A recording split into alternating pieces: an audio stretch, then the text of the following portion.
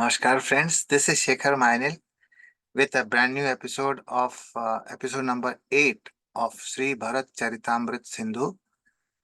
And before I start, I like to bow down to Ganeshji Maharaj and Hanumanji Maharaj, who is my own breath, to bless this episode so that I can communicate to you exactly what I really want to do, but I need his help. I need their help. Okay. So let me share the screen today and it all actually started off with a question from my friends who said that you have already talked about the psychological implications of mantra, which means manas rog and all that thing, and amygdala hijack in Kaikeyie and all that. But is there any pathological disease equivalence of mantra in humans? So if you find some, please let me know. And I got so busy with doing that and trying to find out if there is anything equivalent to that. So that took me a lot of time and research to get to this point of today telling you anything, right? So please pardon me if I mess up somewhere. Okay. So let me share that. Okay. So this is what we will be talking today. And is there any pathological disease equivalence of mantra in humans? So that's what we will talk about. So in episode 7, we discussed that the psychological aspect of mantra, right? With the mental afflictions and manas rog in healthy, even to the healthy subjects such as Kaikeyie, even for a brief association of such people can inflict manas rog and destroy the peace in a kingdom. What to say about humans? Humans will be finished, right? So this is what happened. The question is there any human disease equivalence of mantra? So pathological disease equivalence they are talking about, right?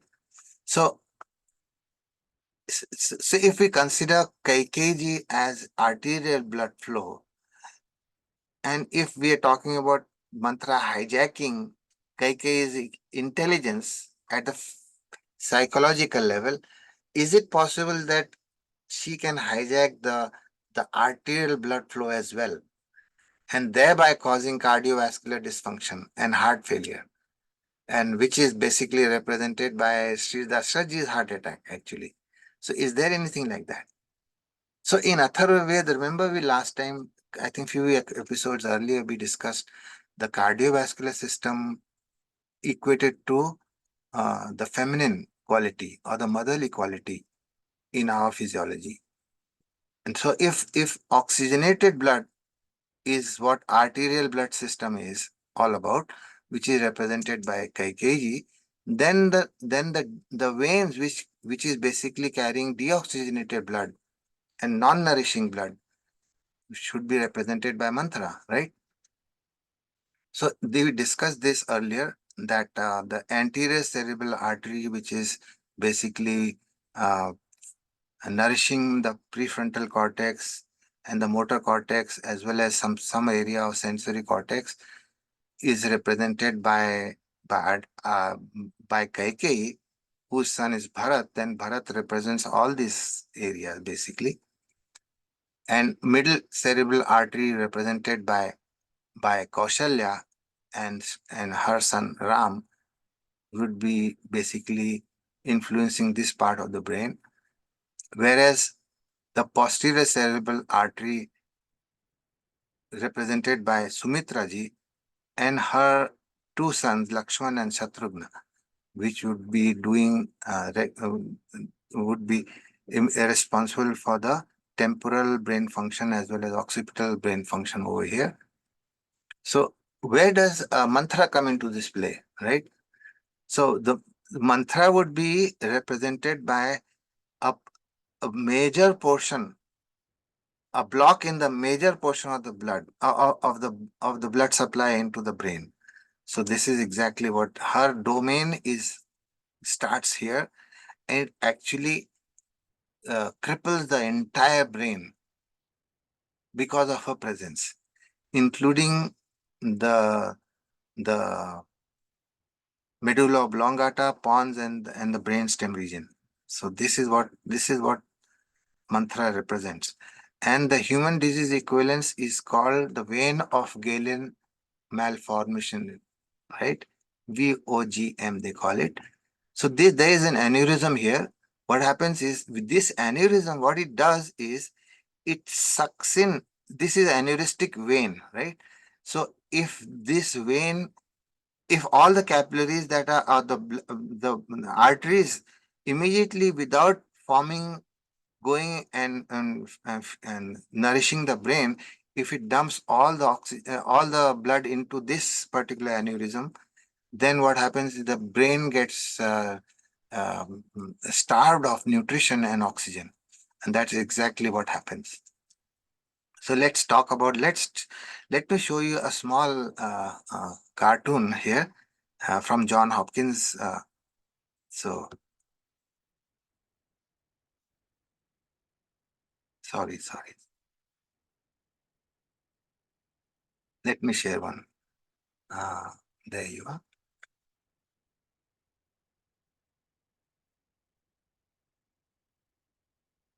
So on the left side, we'll see something. Wait.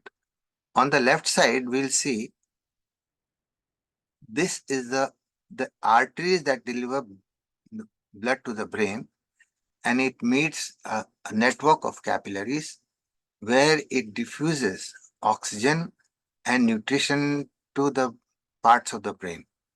And then the deoxygenated brain, which is having carbon dioxide and things like that, and the waste products, stuff like that, will go into the vein and go directly into the heart after that. So that the capillary system slows down the flow of the blood into the heart. Whereas in the vein of Galen malformation, the arterial blood directly pours itself into this aneurysm, and it does not allow any oxygen diffusion and nutrition diffusion into the brain. That's exactly what happens. So I'll repeat this again here. Let me show you again once again. There it is. Oxygen going all the way and getting diffusion happening.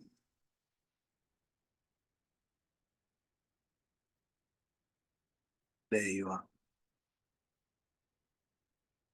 So this network of capillary is so important for a proper uh, blood flow into the heart. Again, in the case of this aneurystic situation where the vein of Galen malformation happens, the blood directly pours into this instead of going through the capillary system and feeding the brain. And that causes a lot of hardship to the heart, and heart stops right away after that.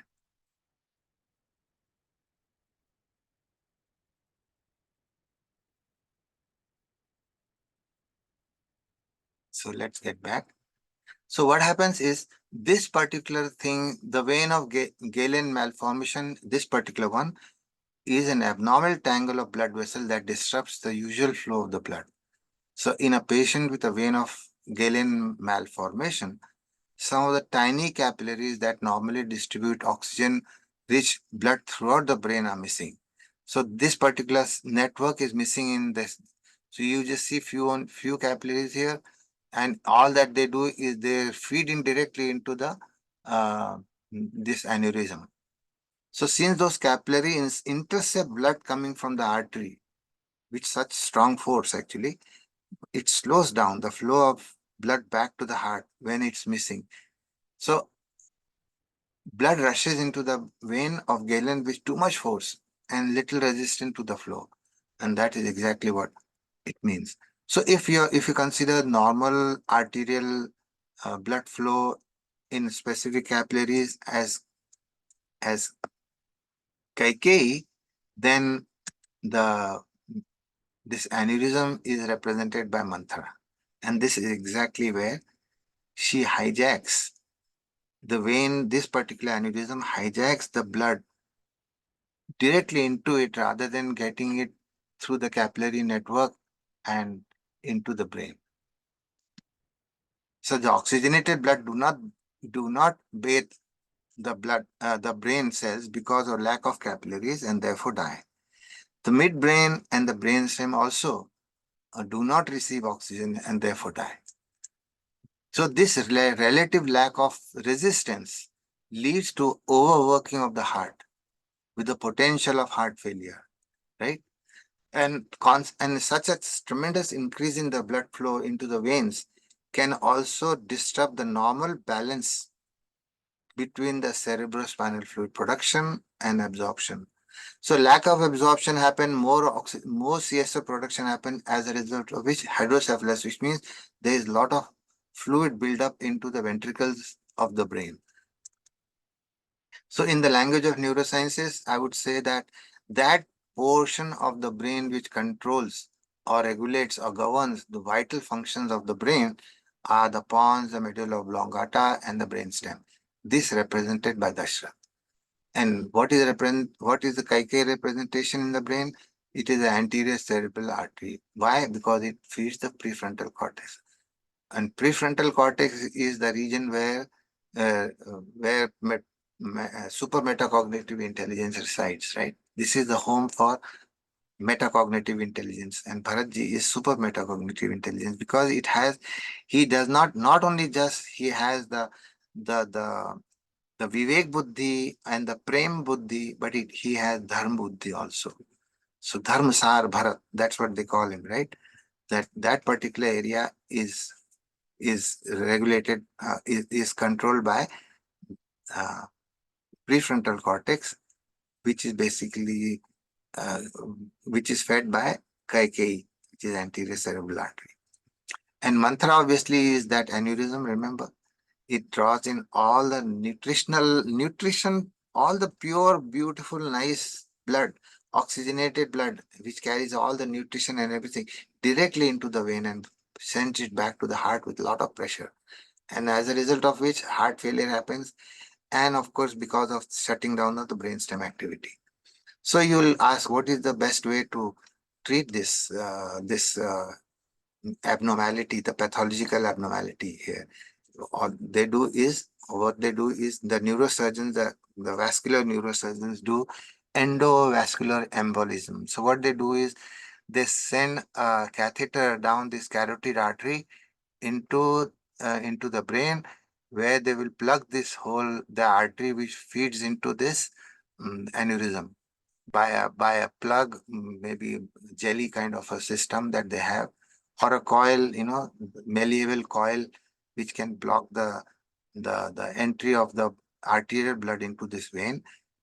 And gradually what happens, this aneurysm shrinks eventually, and that's how they treat it. Now you would wonder what would be the vascular and neurosurgeon in Ayodhya who took care of Manthara. Obviously, the answer is Shatrughna. Who was the Shatrughna? You may remember the entire Ramayana. He didn't speak anything. I mean, that maybe one word over here, there at the most. But he is the one who is endovascular surgeon. Actually, he did the endovascular embolization of Manthara by taking her away and ostracizing her from Ayodhya once and for all times, because he knew that that that that that kind of mindset is a poison for the entire kingdom. Those people have to be removed ASAP. That's exactly what he did. Now that being said, what how Bharatji basically transformed the entire, you can't get rid of the entire Ayodhya. There are a lot of people with have a lot of this and various different manas roga, mental afflictions. So how do you go about transforming them? That was the goal. That was how Bharatji is considered the the founder of Ram Rajya. The Ram Rajya is nothing but an transformed human being, is what Ram Rajya is. A transformed human being means the one who has at least two-thirds of the majority has metacognitive intelligence. That is what is Ram Rajya. And how Bharatji was instrumental in creating that is what we will discuss next. Thank you so very much. And please like, share, and subscribe to this channel, uh, which is called Yogic Realization. So if you like anything, please subscribe to this. I would greatly appreciate that. Thank you. Thank you very much.